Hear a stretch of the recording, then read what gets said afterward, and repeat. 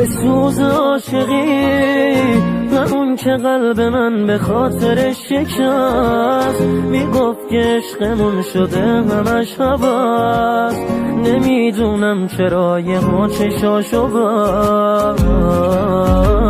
به سوز عاشقی که اطلسی رو از دلم پرون، منو تا آخر هوای غم کشون، با نهایت بیرحمی نمون. نیستی سهم من تو این شبا شده یه خبای باله، ولی باز آرزوم اینه که خوش باشی کنارش. تموم خاطراتمون واسه منش مال تو.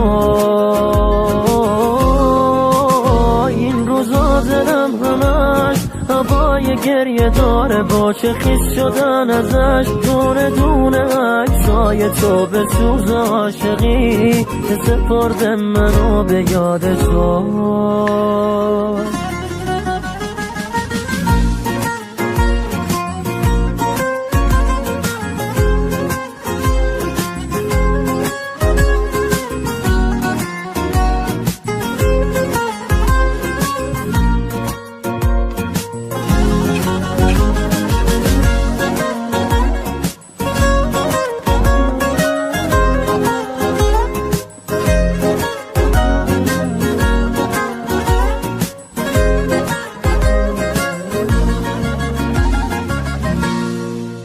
یه یادگاری قشنگ است و موند روی دلم.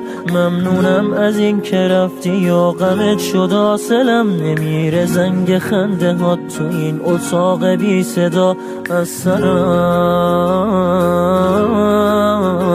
از تو هیچی جز همین یه دونه عکس برام نموند. رقص قاصدک منو به سمت عطر تو کشون، همونی که یه دل نصد دل عاشق چشاش شدم منو سوزون.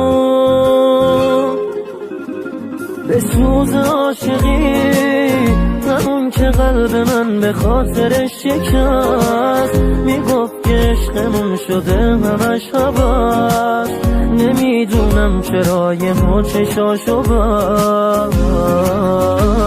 به سوز عاشقی که اطلسی رو از دلم پرون، منو تا آخر هوای غم کشون، با نهایت بیرحمی نمون. ناصر عباسی.